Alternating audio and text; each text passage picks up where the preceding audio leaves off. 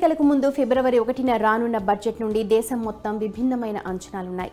ఇది ఎన్నికల సంవత్సరం కాబట్టి ఈ బడ్జెట్లో అనేక అత్యాశతో కూడిన ఉపశమన వాగ్దానాలు ఉండొచ్చని భావిస్తున్నారు. అయితే ఆర్థిక మంత్రి నిర్మలా సీతారామన్ అందరినీ ఆశ్చర్యానికి గురిచేసే ప్రకటనలు ఉంటాయని కూడా భావిస్తున్నారు. పాత పెన్షన్ పథకాలను అమలు చేయాలనే డిమాండ్ మధ్య ఎన్పీఎస్ని ఆకర్షణీయంగా మార్చొచ్చు. ఇదే కాకుండా మహిళలకు కొన్ని ప్రత్యేక పన్ను మినహాయింపులు కూడా ఉంటాయి.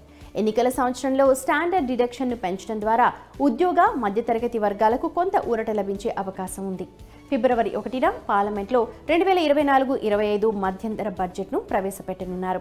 పన్ను విధానంలో ఎలాంటి మార్పు ఉండదని ప్రఖ్యాత ఆర్థికవేత్త doctor BR Ambedkar School of Economics University Bengaluru vice chancellor NR Bhanumurthy అంటున్నారు. ప్రభుత్వ గత వైఖరిని పరిగణలోకి తీసుకుంటే మధ్యంతర బడ్జెట్ ప్రజాదరణ పొందే అవకాశం లేదు. పాత పెన్షన్ విధానం అనేక రాష్ట్రాల్లో రాజకీయ సమస్యగా ఉంది.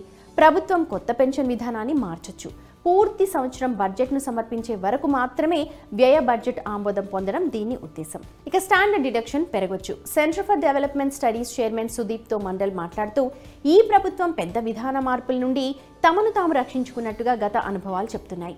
ఎన్నికల సంవత్సరం 2019లో కూడా ప్రజాస్వామిక పథకాలు ఖర్చులను తగ్గించలేదు. అందుకే రాబోయే బడ్జెట్లో ఇలాంటి ప్రకటనలు ఎక్కువగా వస్తాయని నేను ఆశించట్లేదంటున్నారు.